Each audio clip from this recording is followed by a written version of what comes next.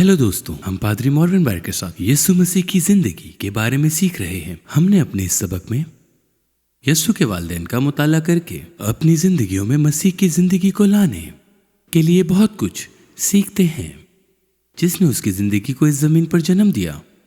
हम मरियम यीशु की वालदा के बारे में सीख रहे हैं, लेकिन अब हम यीशु के जमीनी बाप यूसुफ के बारे में सीखना शुरू कर रहे हैं। आइए शुरू करते हैं।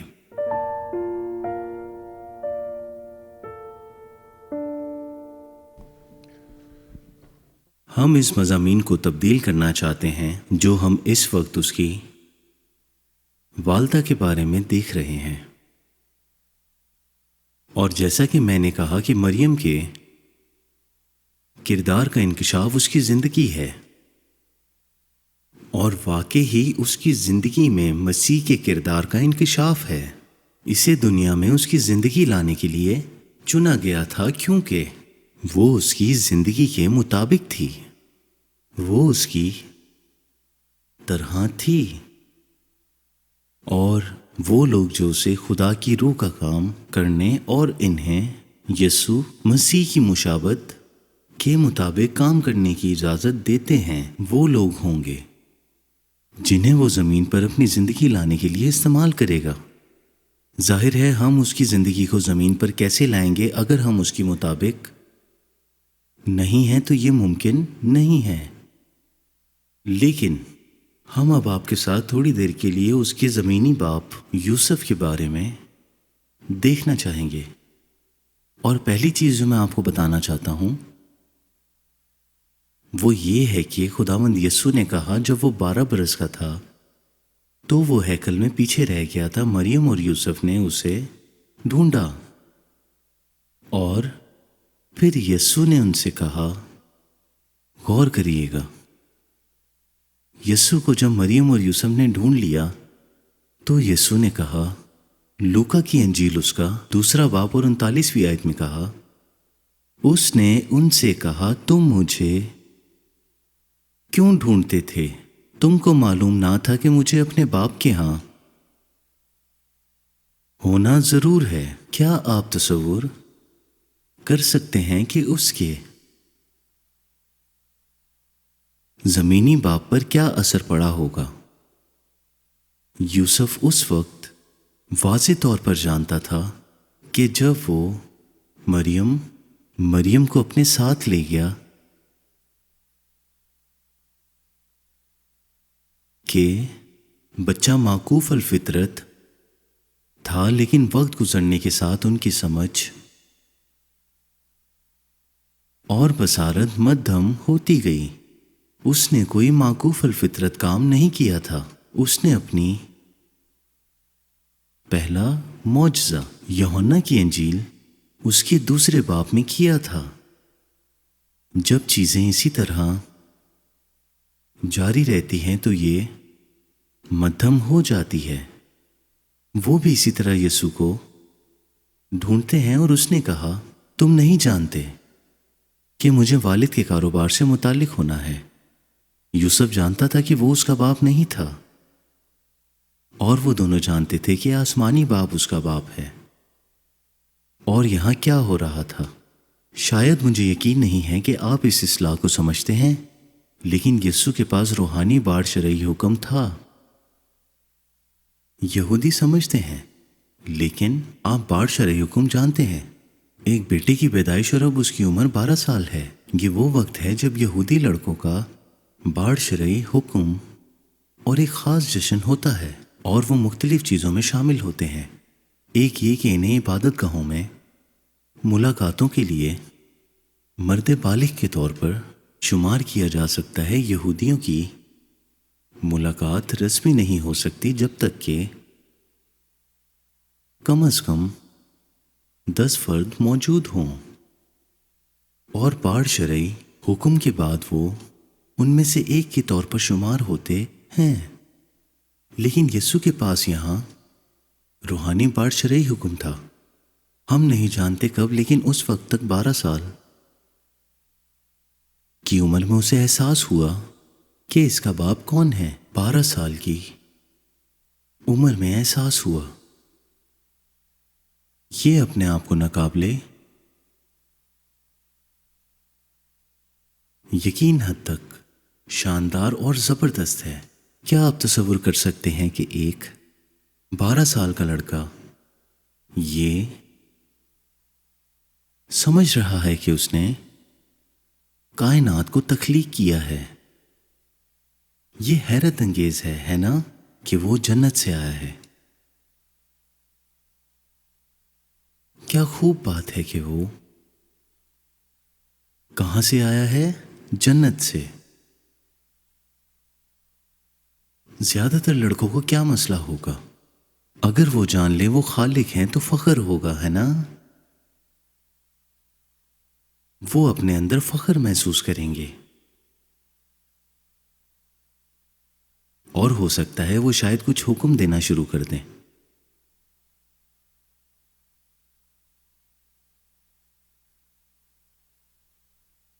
ہیکل میں پڑھانا ان کے والد کا کام نہیں تھا، کم از کم اس وقت تو نہیں تھا۔ میں آپ کو بتاتا ہوں کہ ان کے والد کا کاروبار کیا تھا۔ لوکا کی انجیل اس کے 2 باب کی 51ویں آیت میں لکھا ہے، اور وہ ان کے ساتھ روانہ ہو کر ناصرت میں آیا اور ان کے تابع رہا۔ اس نے عرض کیا، کیا آپ اس کا اندازہ لگا سکتے ہیں کہ وہ جانتا ہے کہ وہ خدا کا بیٹا ہے؟ اسے معلوم ہے کہ وہ جسم میں خدا ہے، خالق ہے، اور وہ کائنات کا خالق ہے۔ وہ کہتا ہے کہ مجھے اپنے والد کے کاروبار میں ہونا ضروری ہے، اور اس کے والد کا کاروبار ناصرت جا کر ان 2 لوگوں کے سامنے سر تسلیم کرو جو اس نے پیدا کیے تھے، اور وہ اس کے برعکس کامل نہیں تھے جو کیتھولک مریم کے بارے میں کہتے ہیں کہ وہ کامل نہیں تھی۔ مجھے یقین ہے کہ اس نے غلطیاں کی ہیں، مجھے یقین ہے کہ یوسف نے اس سے بھی زیادہ غلطیاں کی ہیں، اور اس نے اگلے 18 سالوں تک اس کے آگے پیش کیا۔ یہ ناقابل یقین اور ناقابل فہم ہے۔ ہمارے پاس پیش کرنے کے لیے ایک کامل پادری ہونا چاہیے، یا اگر وہ غلطیاں کرتا ہے تو میں دوسرے پادری کی تلاش کرنے جا رہا ہوں۔ اور اب ہبرون میں ہم نے آپ کے ساتھ یہ بات اشتراک کی ہے کہ ایک چرچ سے دوسرے چرچ میں تبدیل ہونا مکمل طور پر جائز ہے۔ اگر آپ ایسا محسوس کرتے ہیں کہ ایک بھیڑ ایسا کر سکتی ہے، لیکن یہ فرما برداری کی کمی اور تعریف کی کمی، اور اسی وجہ سے یہ نہیں ہونا چاہیے۔ یسوع ان کے سامنے پیش کی گئی ایک مثال ہے۔ کیا یہ ناقابل فہم نہیں ہے کہ وہ اپنی زندگی کو اپنی مخلوق کے سپرد کر دے؟ کیسی عاجزی، حلیمی، اور اپنے والد کی مرضی کے آگے سر تسلیم کرنے والا دل۔ اور ان کے والد کا کام یہ تھا کہ وہ جا کر ان کے تابع ہو جائیں اور پڑھائی کی دکان پر کام کریں، اور بڑے ہو کر وہ اپنے والد کو وفاداری سے ڈھونڈنا سیکھیں، ایمان کے ساتھ۔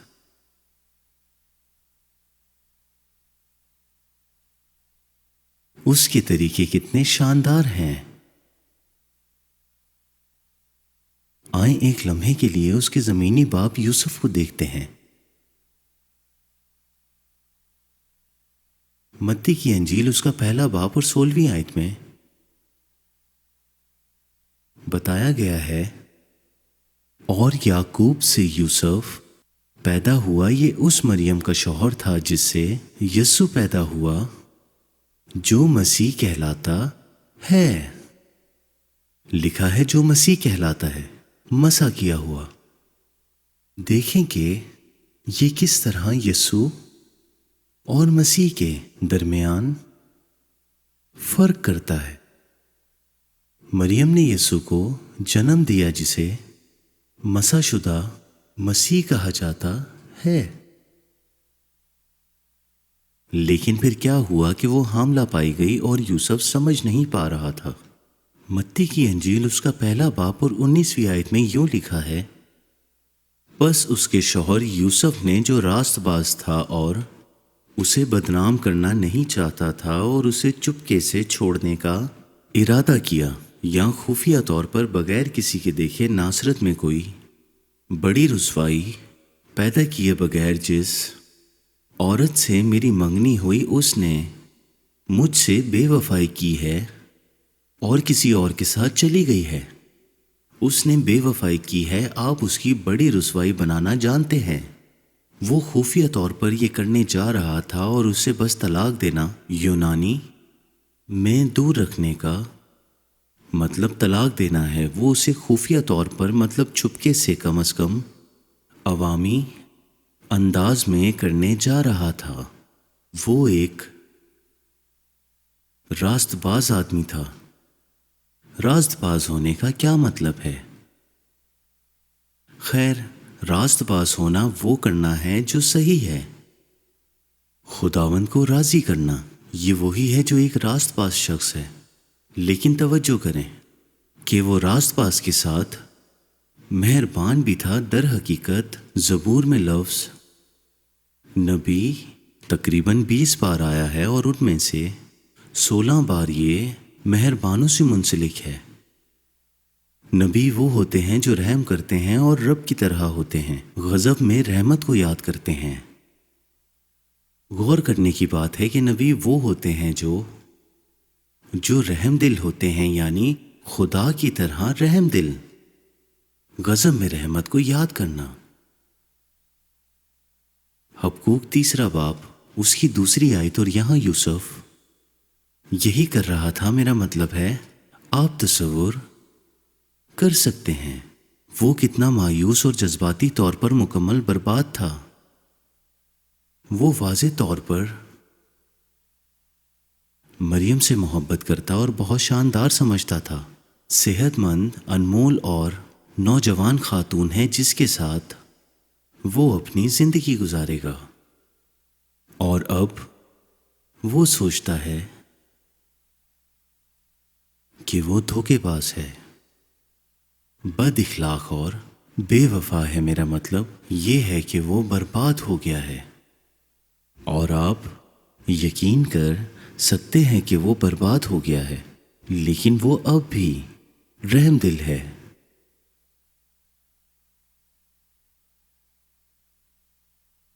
मेरे साथ एक लम्हे के लिए सोचिए।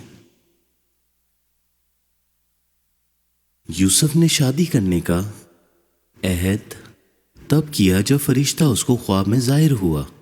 उसने कहा, अपनी बीवी मरियम को अपने यहाँ लाने से ना डर, वो पहले से ही उसकी बीवी थी। हमने इस बारे में बात की और लिखा है कि इस्तिस्ना 22वें बाब में बाइबल की मंगनी को ये बहाल करने से वाज़े होता है कि जब जोड़े की मंगनी हुई तो खुदा उसे उनके शौहर और बीवी कहता है। लेने से पहले लेना उस वक्त होता है जब औरत शौहर के घर रहने जाती है, और ये वही है जैसा कि रूहानी सल्तनत में है। बाइबल कहती है, पौलुस कहता है कि हम फिलहाल दुल्हन के तौर पर मसीह के साथ मंगनी कर रहे हैं, और रूहानी सल्तनत में मंगनी के दौर का मकसद ये है कि हम खुदावंद यीशु मसीह के साथ गहरे प्यार के रिश्ते में दाखिल होने के लिए गज़लो गज़लात का हर तजर्बा करेंगे। और जो लोग ऐसा करते हैं उन्हें उसके साथ रहने के लिए उसे घर ले जाया जाएगा, और इसे शादी कहते हैं। क्या ही खूबसूरत बात है कि उसे उसके घर ले जाया जाएगा जिसे हम शादी कहते हैं। खैर, मरियम और यूसुफ की मंगनी हुई थी, और जैसा कि मैंने इत्तेफाक से कहा कि जब से हमने बाइबल की मंगनी को बहाल करने पे किताब लिखी है, इसलिए हमने यहूदियों की तारीख के बारे में थोड़ी और तहकीक की, और वो उस इलाके में कैसे काम करते थे। मैं इस तफसीलात में नहीं जाना चाहता, लेकिन मुझे लगता है कि आप में से शायद कुछ लोग मेरी इस बात को समझेंगे। فریسیوں کے زمانے سے لے کر مریم اور یوسف کے زمانے تک وہ کسی بھی طرح کے جسمانی میل جول سے مکمل طور پر ممنوع تھے، لیکن موسیٰ کے زمانے سے لے کر فریسیوں کے اقتدار سنبھالنے تک، جنہوں نے ان پر بھاری بوجھ ڈالا، 180 ڈگری کے بالمقابل تھا، انہیں بغیر کسی جسمانی رابطے کے لینے کی اجازت نہیں دی۔ ہم مزید تفصیلات میں نہیں جائیں گے، خیر اتنا ہی کافی ہے یہ سمجھنے کے لیے کہ انہیں جسمانی میل جول سے منع کیا، اور یہی روحانی نمونہ ہے۔ ہم اس کے گھر میں نہیں رہ پائیں گے اگر ہمیں غزل و غزلات کی گہری دوستی حاصل نہ ہو۔ وہ 5 بیوقوف کنواریوں سے کہتا ہے کہ میں تمہیں نہیں جانتا۔ یوسف یسوع کی پیدائش تک مریم کو ٹھیک سے نہیں جانتے تھے۔ وہ اپنے گھر صرف ایک دلہن لے کے جا رہا ہے جسے وہ جانتا ہے، جس کا اس کے ساتھ محبت کا رشتہ ہے، جو منگنی کی مدت کا مقصد ہے، روحانی منگنی کی مدت، خداوند یسوع مسیح کے ساتھ محبت میں اضافہ کرنا۔ لیکن غور کریں کہ یوسف نے کیا کیا۔ وہ اس مقام سے چلا گیا جہاں یہ بالکل پریشان، مایوس، مکمل طور پر بالکل ختم، اور یہ عورت کون ہے جو یہ کرے گی؟ اور خداوند اسے ایک فرشتہ کے آنے سے جگا سکتا ہے۔ یوسف 1 منٹ، مریم تمہارے تصور سے بھی زیادہ مقدس، راست باز اور پاکیزہ ہے۔ کیا تم یہ سوچ سکتے ہو کہ وہ کسی اور نہیں بلکہ میرے بیٹے کو جنم دے رہی ہے؟ خیر یوسف، تم اسے ساتھ لے آؤ اگر تم اپنی بیوی کو اپنے پاس نہیں لے جانا چاہتے۔ جو چیز اس سے پیدا ہو رہی ہے وہ مقدس، پاکیزہ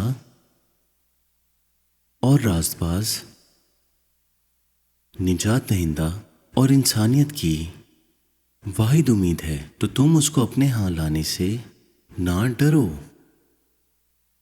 کیونکہ میں نے اسے اس کام کے لیے چنا ہے۔ وہ مقدس اور پاکیزہ ہے، بہت مقدس ہے، اور جو اس میں سے پیدا ہوگا وہ میرا بیٹا ہے۔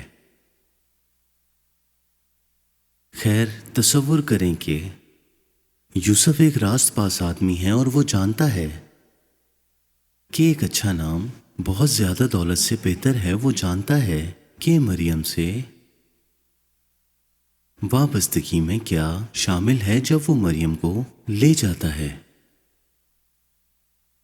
تو وہ سمجھتا ہے کہ اس وقت اس نے اپنی ساکھ کھو دی ہے۔ ہر کوئی اسے مجرم کے طور پر دیکھے گا کہ اس نے بھی یقیناً زناکاری کی ہے۔ یہ بھی ویسا ہی ہے۔ یاد رکھیں جیسا کہ میں نے کہا تھا کہ فریسیوں نے اس پر بوجھ ڈالا ہے۔ یہ مکمل طور پر قابل فہم اور جائز ہونا چاہیے تھا، لیکن یہ اس وقت کافی سالوں سے نہیں تھا۔ نہیں، وہ برا ہے۔ اس نے مریم کے ساتھ شناخت ہونے کا فیصلہ کیا ہے، جسے ساری دنیا نے گناہ کے طور پر سمجھا۔ یاد ہے، ہاں یاد ہے، کل مریم کو اپنی حفاظت کرنے کا حق بھی قربان گاہ پر رکھنا پڑا۔ آپ یقین سے کہہ سکتے ہیں کہ آپ جانتے ہیں کہ مریم راز رکھنا جانتی ہے، لیکن آپ یقین کر سکتے ہیں کہ یہ ایک وہ راز تھا جسے رکھنا اس کے لیے بہت آسان تھا۔ وہ لوگوں کو بتانا شروع نہیں کرنے والی تھی۔ نہیں، تم نہیں سمجھتے، یہ ایک معجزہ ہے، اور وہاں ہم یقین کرنے جا رہے ہیں۔ مریم، ہم یقین کر رہے ہیں۔ تم کیا کہنا چاہ رہی ہو؟ تمہارا دماغ کھو چکا ہے، تمہیں اسے دیکھنے کی ضرورت ہے۔ انہوں نے تمہارے نفسیاتی ڈاکٹر کو نہیں بلایا، لیکن شاید ان کے پاس ایسے لوگ تھے۔ تمہیں کسی مشیر سے ملنے کی ضرورت ہے اگر تمہیں لگتا ہے یہ معجزہ ہے۔ وہ خود کو درست ثابت کرنے کی کوشش نہیں کر سکتی تھی۔ وہ بدتر نظر آتی تھی، اور یوسف کہتا میں قصوروار نہیں، میری غلطی نہیں ہے، میری غلطی نہیں ہے۔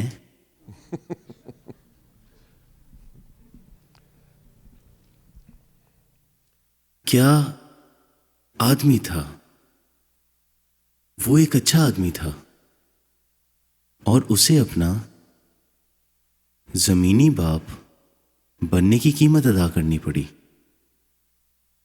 یہ وہی ہے جو خداوند یسوع مسیح نے اپنی دلہن کے لیے کیا تھا۔ وہ ہماری جگہ مجرم ٹھہرا۔ بائبل میں دیکھتے ہیں، 2 کرنتھیوں 5واں باب اس کی 21ویں آیت، جو گناہ سے واقف نہ تھا اسی کو اس نے ہمارے واسطے گناہ ٹھہرایا، تاکہ ہم اس میں ہو کر خدا کی راست بازی میں ہو جائیں۔ یسوع مسیح جو کسی گناہ کو نہیں جانتا تھا، گناہ بنا دیا گیا خود میں گناہ، اس لیے وہ کانسی پر سانپ تھا۔ آپ اسے انگریزی میں کیا کہتے ہیں؟ شاید لاٹھی، کھمبا، ہاں شاید، مجھے نہیں لگتا کہ کنگ جیمز میں یہ لفظ ہیں، یا یہ کانسی یا کھمبا ہو سکتا ہے۔ شاید میں بے زبان آدمی بنتا جا رہا ہوں۔ میں نے ہسپانوی زبان میں مہارت حاصل نہیں کی، لیکن میں واقعی انگریزی بھول رہا ہوں۔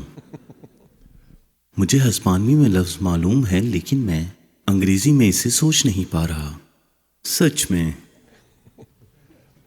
لیکن خیر، شاید یہ کانسی یا کھمبا ہے۔ بہرحال یسوع نے خود واضح کر دیا تھا کہ وہ اس کھمبے پر سانپ بننے والا ہے۔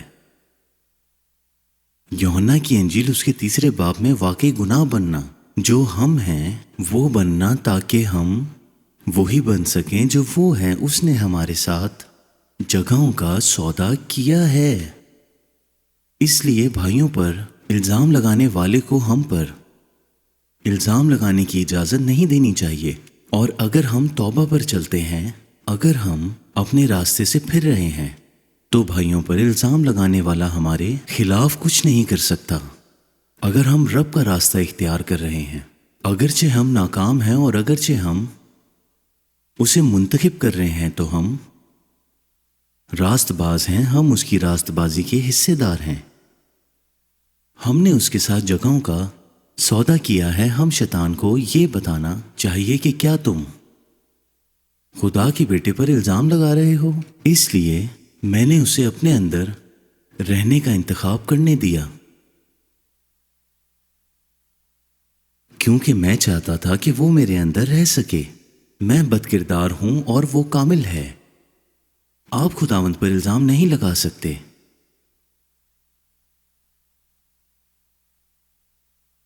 میں آپ کے سامنے ایک ایسی بات کا ذکر کرنا چاہوں گا جس سے واقعی شیطان پریشان ہو جائے گا۔ مجھے کبھی اندازہ نہیں ہوا کہ جب تک میں نے اسے شیئر نہیں کیا کہ ایسی جگہ پر جہاں کچھ رہنما موجود ہیں، اور ایک شخص جو قیاس کے طور پر پادری تھا وہاں سے چلا گیا اور کہا کہ اسے وہاں سے جانا پڑ گیا۔ اس نے کہا اسے وہاں سے کسی ضروری کام سے جانا پڑ گیا، کیونکہ وہ اسے پھینکنے والا تھا۔ اسے اتنا پریشان کیا کہ وہ پھینکنے والا تھا۔ میں وضاحت کرتا ہوں کہ پولس یہاں کیا کہتا ہے۔ رومیو 5ویں باب میں خداوند نے آدم کو اپنی شبیہ اور مشابہت پہ بنایا۔ ہاں، آدم خداوند یسوع مسیح جیسا تھا۔ بائبل واضح کرتی ہے کہ اس کا اپنا کردار تھا، اور ہوا کو آدم سے نکالا گیا، اور آدم اور ہوا کو خداوند نے اسی دن بنایا تھا۔ آپ پیدائش 5ویں باب میں پڑھ سکتے ہیں۔ ہوا کو مہینوں بعد نہیں پیدا کیا، بلکہ آدم سے نکالا گیا تھا۔ اس نے ہوا کو جب نکالا تو ان کے نام آدم اور ہوا رکھا، ٹھیک ہے؟ وہ ایک تھے، اور پھر وہ اسے باہر لے گیا۔ میرے خیال میں ایک بنیادی وجہ ہمیں وہ راستہ دکھانا جہاں سے ایک مرد اور عورت واپس جا سکتے ہیں، نہ صرف جسمانی طور پر بلکہ روحانی طور پر ایک ہو سکتے ہیں۔ اسی طرح یہ بھی ایک ہیں۔ کیا ملوث ہے؟ خیر، کسی نے پہلے گناہ کیا۔ آپ کے خیال میں پہلے آدم نے کیا یا ہوا نے؟ بتائیے گناہ پہلے آدم نے کیا یا ہوا نے؟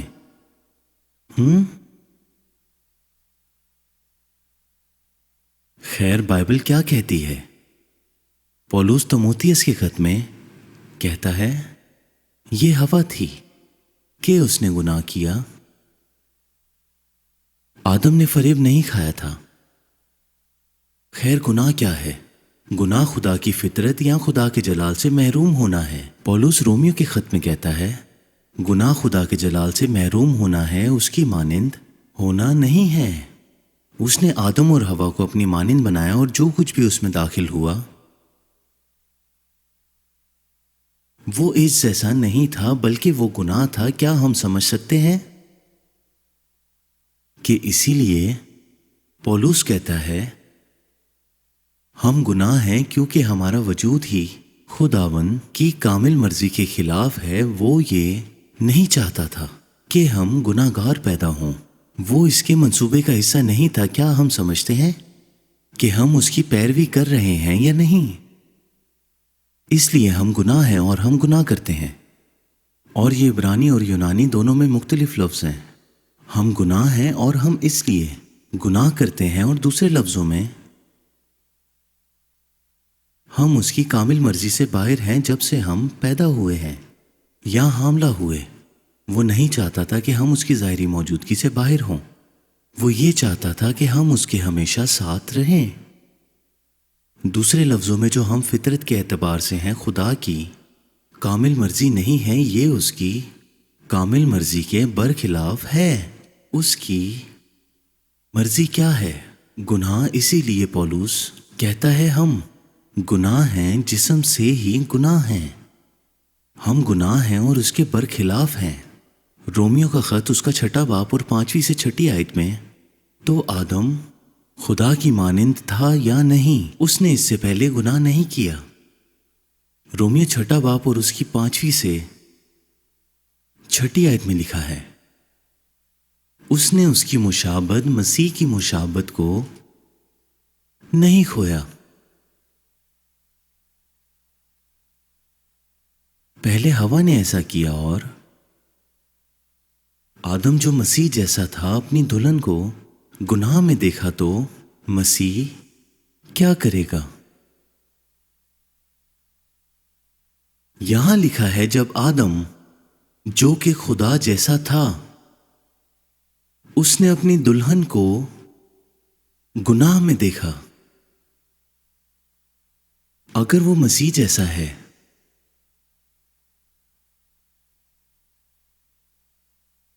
تو ہمیں کیا توقع کرنی چاہیے؟ وہ اس کے ساتھ گناہ میں پہچانا جائے گا اور وہ خود بھی گناہ بن جائے گا۔ ٹھیک ہے؟ اور سنیں جو پولس ہمیں رومیو کا خط اس کا 5 باب اور اس کی 14 آیت میں یہ بتاتا ہے، اور یہ وہی ہے جو اس شخص نے کہا کہ اس کو متلی ہوئی اور اس کے پھینکنے سے پہلے اسے چھوڑنا پڑا، یہ سوچنا کہ میں کہہ رہا تھا کہ آدم نے جو کیا اس میں وہ عظیم تھا۔ وہ صرف وہی کرتا جو مسیح کا دل کرتا، جو مسیح کا دل کرتا۔ آپ سمجھتے ہیں؟ اس کا مطلب یہ نہیں ہے کہ آدم ایک اچھا آدمی تھا اور بعد میں اس کی شناخت ہوا سے یعنی گناہ سے ہوئی، اور پھر وہ اپنے اور ہوا دونوں میں زوال لایا اور انہیں پھر اس کے نتائج بھگتنے پڑے۔ کیا آپ کو ایسا لگتا ہے کہ آدم اب جنت میں ہے؟ مجھے لگتا ہے کہ شاید وہ ہوا کے ساتھ ہے۔ پولس کہتا ہے رومیو 5 باب اور اس کی 14 آیت میں لکھا ہے، تو بھی آدم سے لے کر موسیٰ تک موت نے ان پر بھی بادشاہی کی جنہوں نے اس آدم کی نافرمانی کی طرح جو آنے والے کا مثیل تھا گناہ نہ کیا تھا۔ لکھا ہے جو آنے والے کا مثیل تھا گناہ نہ کیا تھا۔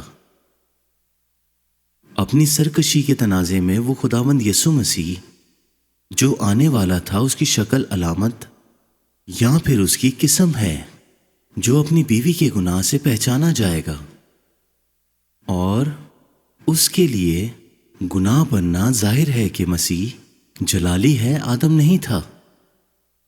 اور مسیح موت سے جی اٹھا ہے، وہ بے گناہ باپ کی وجہ سے ہوا۔ بائبل کہتی ہے کہ باپ نے کہا کافی ہے، تم نے اس کی قیمت ادا کر دی اور وہ اسے جہنم سے نکال لایا۔ غور کریں کہ باپ نے کہا یہ کافی ہے، تم نے اس کی قیمت ادا کی تو میں اسے جہنم سے واپس لے آیا۔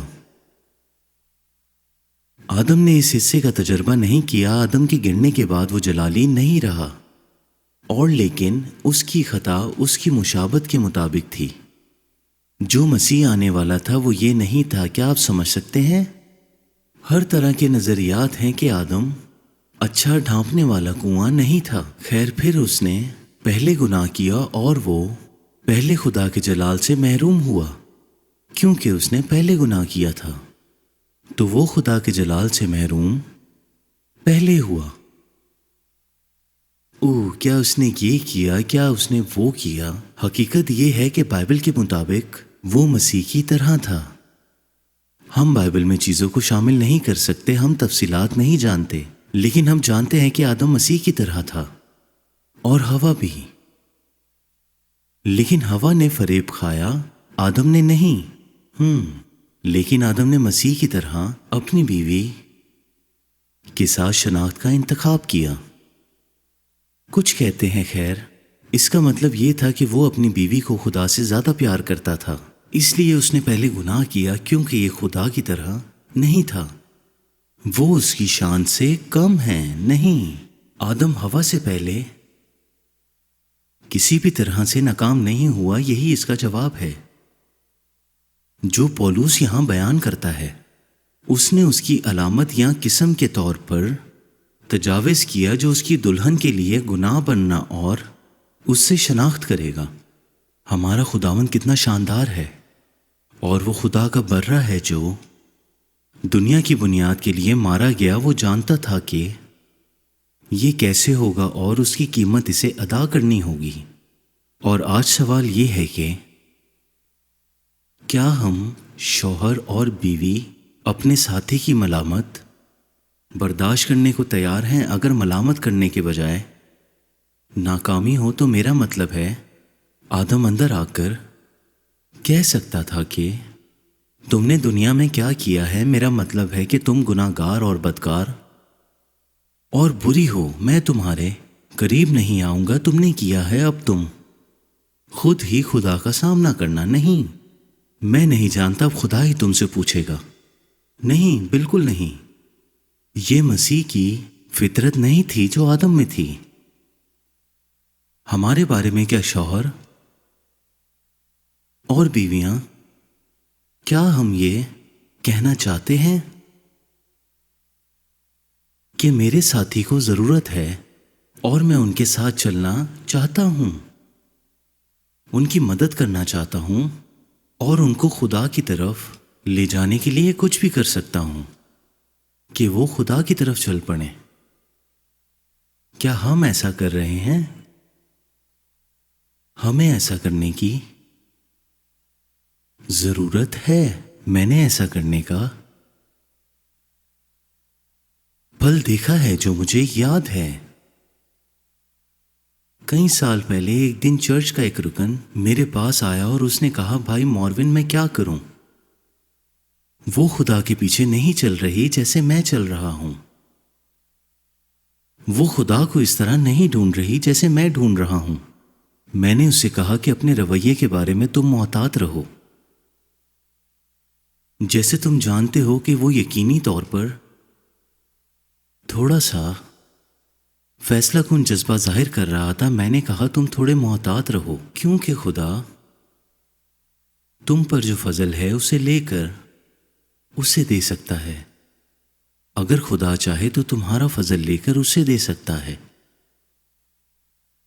اور وہ تم سے بھی زیادہ خدا کو ڈھونڈ رہی ہوگی۔ میں آپ کو نہیں بتاؤں گا کہ کتنے سال پہلے، میں نہیں بتاؤں گا کہ کوئی اندازہ لگانا شروع کرے کہ یہ صدیوں پہلے کی بات تھی۔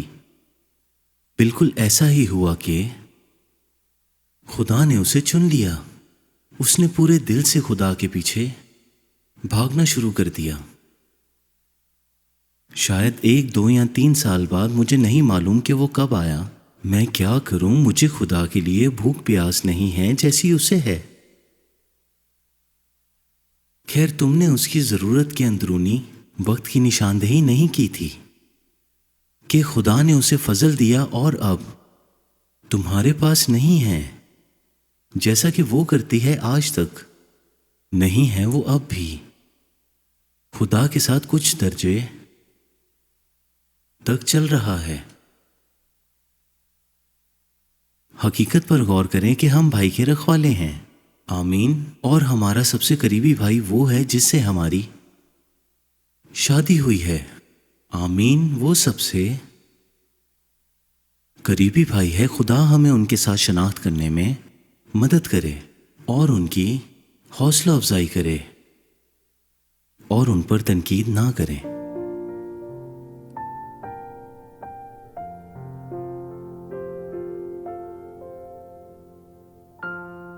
आज के लिए हमारे पास इतना ही वक्त है, लेकिन मुस्तकबिल की नशरियात को जानने के लिए देखते रहें, क्योंकि हम पादरी मॉर्गन बायर के साथ इस कोर्स को जारी रखे हुए हैं।